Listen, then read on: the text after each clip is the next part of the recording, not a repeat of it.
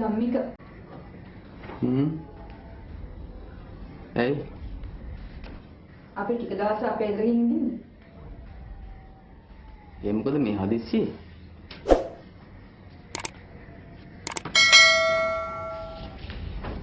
මාත් එක්ක ඕගොල්ලන්ගේ අම්මා කතා කරන්නේ නැහැ තාත්තා කතා කරන්නේ නැහැ. ඔයා උන්නේ මෙහාට වෙලා ඉන්න.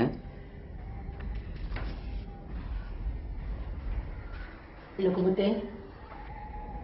අම්මේ පොඩ්ඩක් එනවද?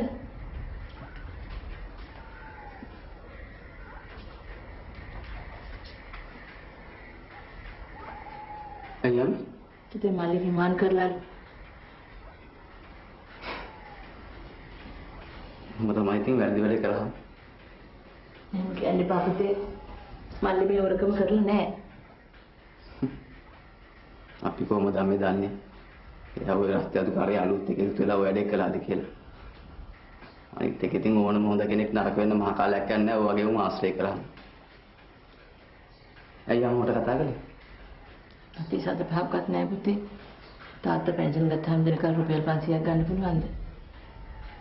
රුපියල් 500ක් ආගවත් නෑ. එන්නකෝ මම අචලකින් අහලා බලන්න.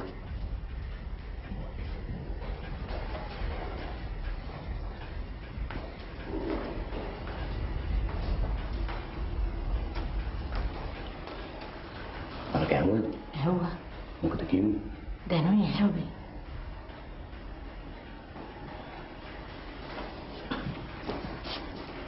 අම්මේ පඩි ගන්න ගාන අපි ළඟත් සල්ලි නැහැ.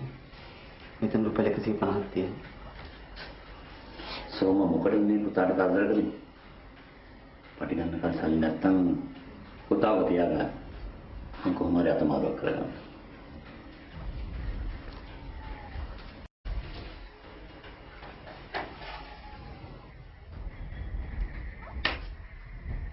ඇයි? එපා කිව්වා.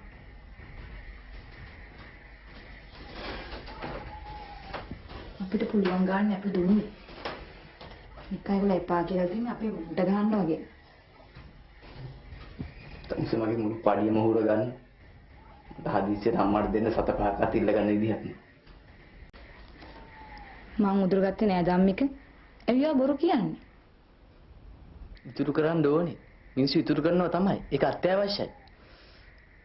ඒත් ඉතින් හදිසියට ගන්නවත් නැත්තම් මොකටද මිනිස්සු ඉතුරු කරන්නේ? අත දුක තාත්තා මං ගැන මොනවද හිතුවත් දන්නේ. ඒගොල්ලෝ යාගෙන මොකද හිතන්නේ නෑ ධම්මික. ඔයා නිකන් බොරුවට බය වෙනවා. අපි මුදලක් ඉතුරු කරලා පොතේ දාගත්තේ නැත්තම් කවුද අපිට දව කරන්නේ ඉන්නේ?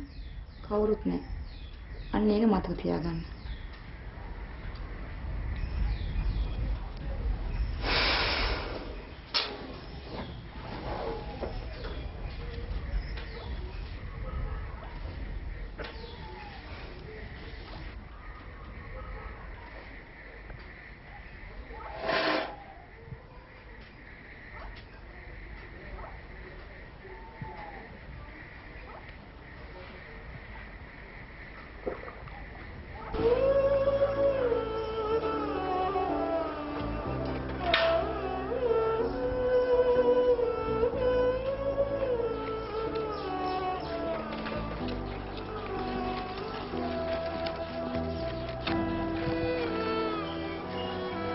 කවුද මේ බීබ් බලන්නේ? තාත්තා උදේම ගියා මල්ලිය බලන්න කියලා. තාම ආවේ නෑ.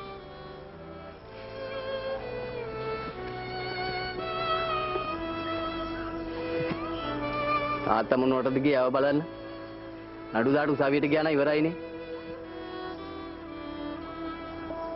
ලොකු පුතේ පුළුවන් නම් ওই කතාව උඹට දරුවෙක් කියන දවසට ගියපන්. දරුවෙක් මොන තත්ත්වෙන් හිටියත් දෙමව්පියන්ට දරුවෝ ලොකුයි.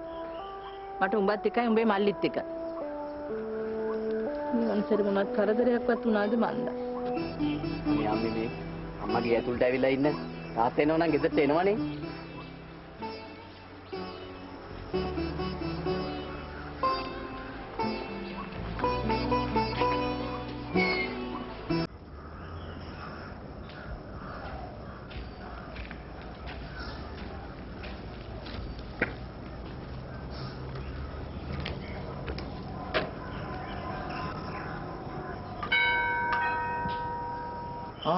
මේ විනාචි මහත්තයා එන්න වාඩි වෙන්න. අඳුරන්නේ නැති ගයක් නෙවෙයිනේ. ඉතින් කොහමද?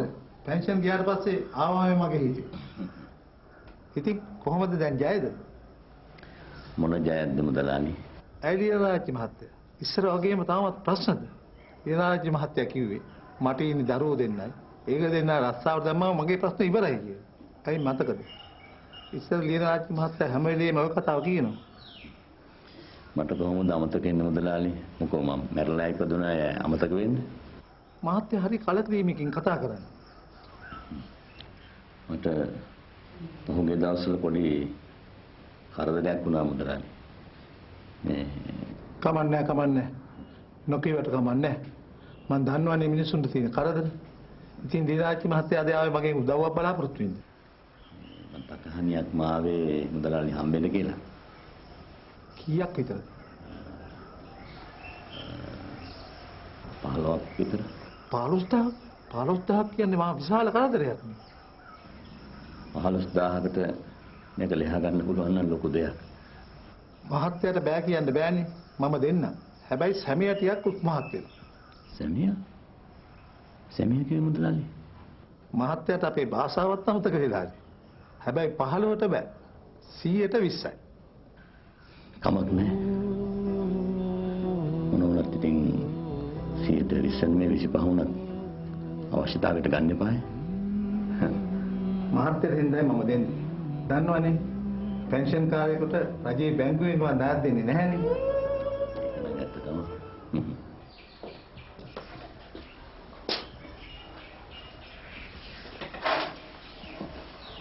අයිවා එකපාරටම ඇතුළට ආවේ.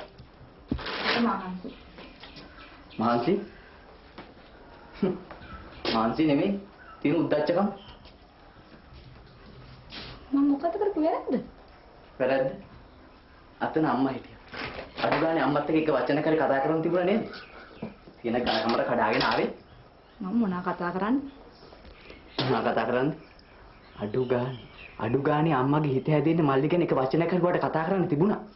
මල්ලි ගැන මොනා කතා කරන්නද? එයා කරපු අපංගම් උසාවි පේන්නේ. අනේ මේ ඔව් වාරිද්ද කිසිම ගාණක් නැහැ. ඒත් වයි කවුරුවත් නෙමෙයිනේ. අනේ මේ ධම්මික ඕගොල්ලන්ගේ ප්‍රශ්න ඕගොල්ලන් බේරගන්න. මට මගේ පාඩු ඉන්න දෙන්න. චරණ අපුඩු වෙන්න එපා අච්චලා. මගේ මල්ලි කියන්නේ ඔයාගේ මල්ලි. අපෝ ඔය වගේ මල්ලේ ඇතුළ කමන්නේ නැහැ. මතක තියාගන්නවා. කුකුල් පෙටිත් බේතට ඕන කරනවා.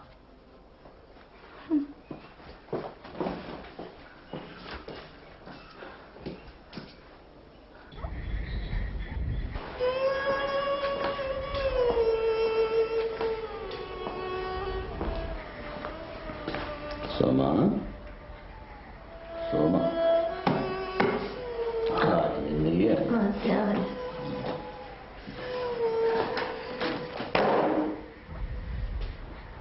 අර මොකද මේ? අපේ යාළුවෝ ටිකක් හම්බුණා. පොඩ්ඩක් ඉතින් කතා කර හිටියා.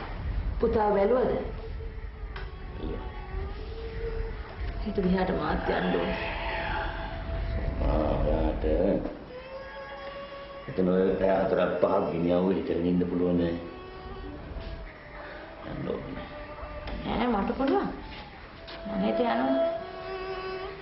ජීවනානයේ මට මොකෝ? යම්.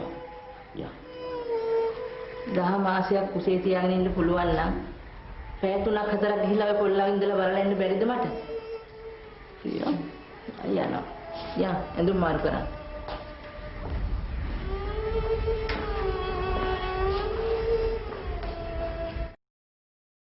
උඹට නොකිය ඉඳලා හිටියේ. මං දන්නවනේ ඉතින් උඹ ඔක අහපු ගමන් අස්සට යන බව. අයියත් මට ඔය කතාව කිව්වා. ඒත් මම විශ්වාස කරේ නෑ. මං හිතුවේ නෑ චිත්ත කෙවල් බින්දින විතර නිශ්ශංක මූඩෙක් වෙයි කියලා.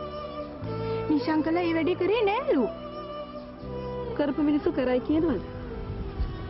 අර නිශංකේ යාළුවෙක් ඉන්නේ මාර්සිංහ කියලා. එයා නම් කිව්වේ ඒ ගෑණි මේ නිශංකත් එක්ක තියෙන තරහට නිශංකගේ නම දුන්නා කියලා. ඔය එනවාද හිට මාත් එක්ක පොලිසියට යන්න? මොකටද? නිශ්ශංක බලන්න. මට මේක ඇත්ත නැත්ත දැනගන්න ඕනේ. නිශාංක දැන් ඉන්නේ වැලිකඩලු. බලන්න යන්න පුළුවන්ද? අපි නිශාංකගේ යාළුවගෙන් අහලා බලමු.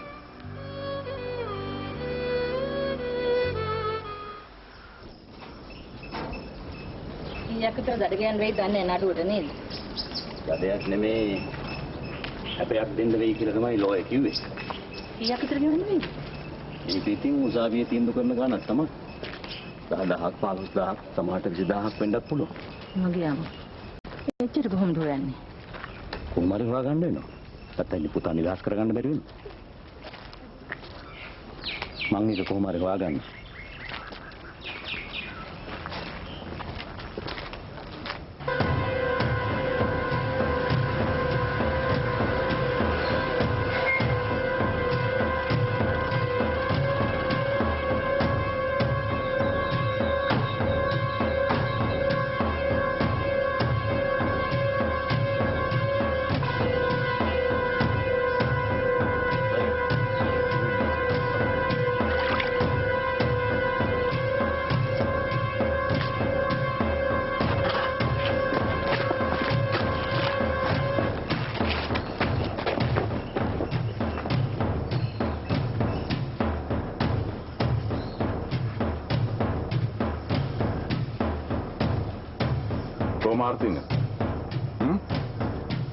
මාර්තිංග ගෙදර නෑ මහත්තයෝ.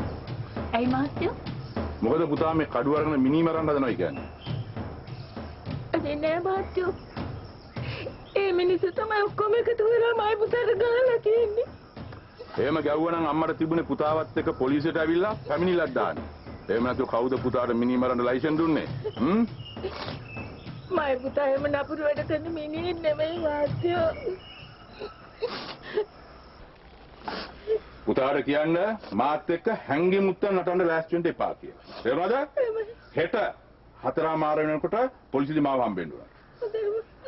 හොඳයි. Fine, let's go.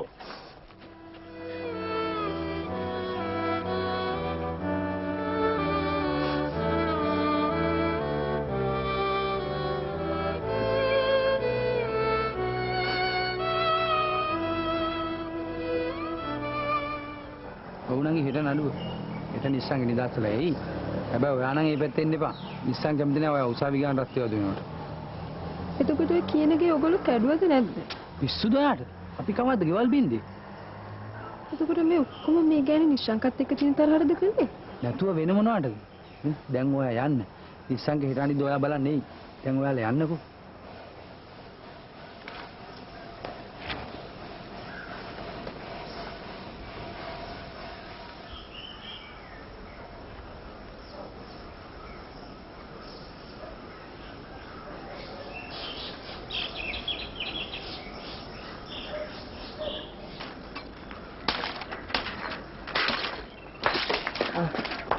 බාවද උඹ එනකම් මග බල මම මේ හිටියේ පුතේ. කලියා මාමලගේ දිට.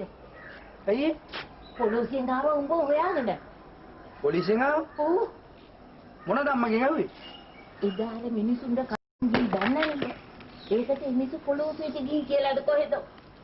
මම නිකන් ගිහලා බැන්නේ නෑනේ අම්මේ උන්ට. ඒතකොට උන් 4 දෙනෙක් එක්ක ආවලා මට ගහන්න හොඳයි. හරි පුතේ. කලියා ඉක්මනට මාමලගේ ගෙදරකින් හන්දියම් පොලිසියෙන් එයි අය. කලියා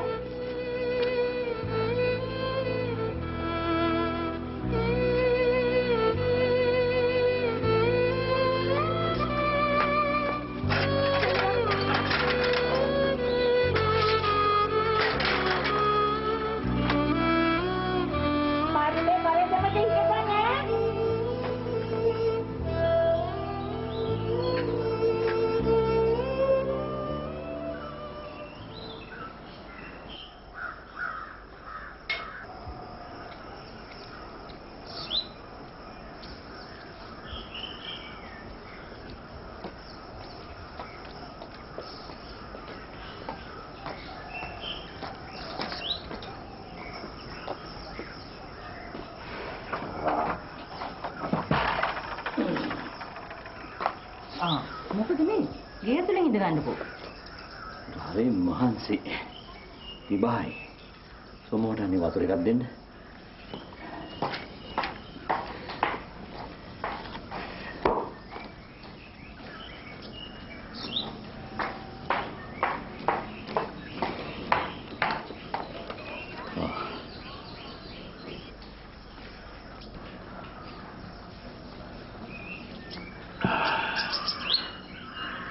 සෝමා හෙට ඔයා උසාවියෙන් දෙන්න ඕනේ මං ගිහිල්ලා එන්න තනියම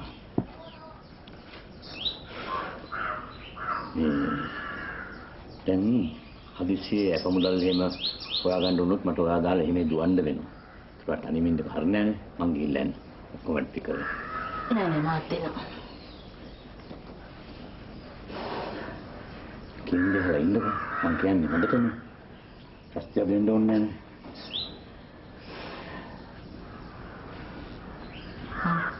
එනවා යන්න මම හවසට බැංකුවට ගිහිල්ලා දරුණු දෙක තියෙන වැඩ සල්ලි ගෙනත් දෙන්න හැබැයි ඉතින් සල්ලි මදි වුණොත් කාගෙන්ද ඉල්ලගන්නේ ඒක තමයි ලොකුම ප්‍රශ්නේ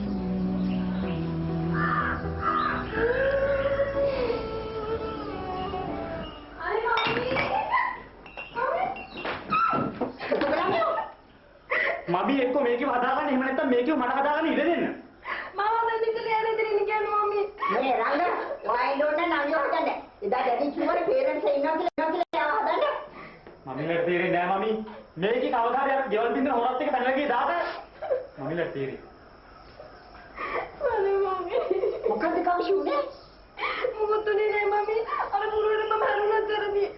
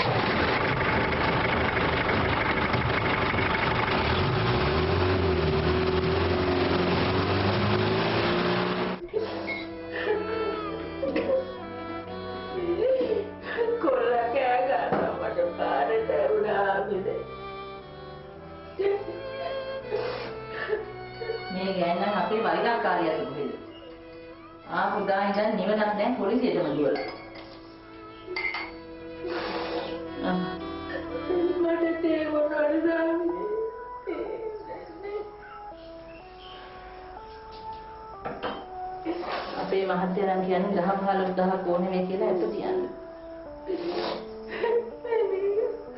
ආවිදේ මටත් ඒම ගෙවන්න මේක. මේක මම කියන්න දන්නේ නැහැ මම මේ කියන්නේ අපේ මහත්තයා කියපු එක.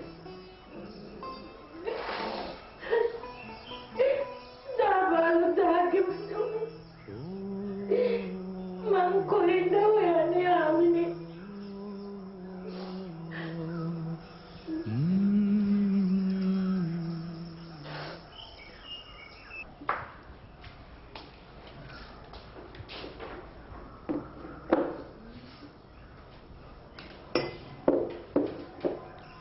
මොනවද කල්පනා කරන්නේ? අර ඉස්සරහ ගෙදර මිනිස්සු දැන් අපේ මූණවත් බලන්නේ. ඉතින් අපේ පාඩුවකට නෙවෙයි දේශානි. මං අද දැක්කා නිස්සංකගේ අම්මා උගස් බඩු කඩයල් ළඟ රස්තිය අදු වෙනවා. මාව දැකලා අහක බලාගත්තා. පව්වේ මිනිස්සු. අපි කිව්වද රත්තරන් බඩු උගස් කරන්න කියලා? ඔයා නම් මිනිසෙක්ගේ අගයක් දන්නේ නැති ගෑණියෙක්. මම මිනිස්සුත් අඳුරනවා කුණු ගොඩවලුත් අඳුරනවා.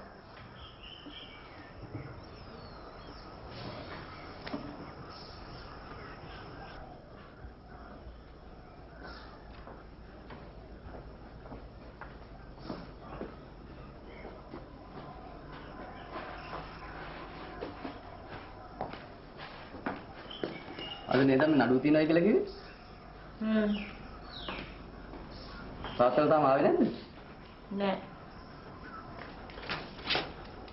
හරි වැඩ.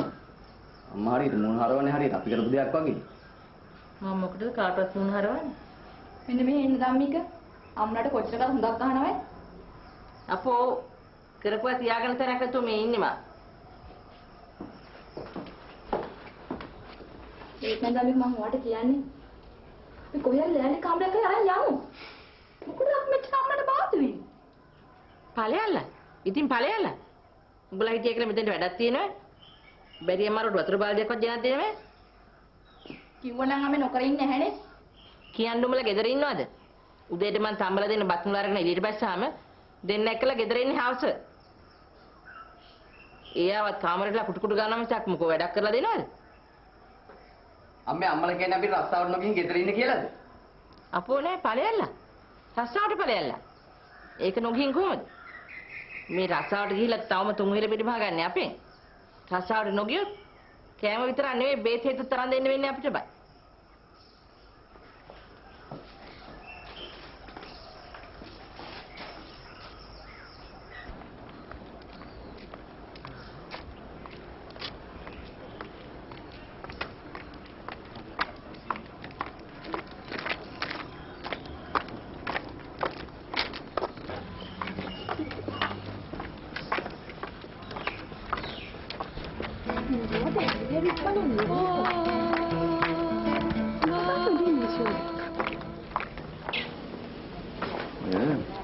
ඔය අම්මන්ඩි තමයි මිස්ටර් බානබොක්ගේ හැම වින්නයියක්ම කරන්නේ.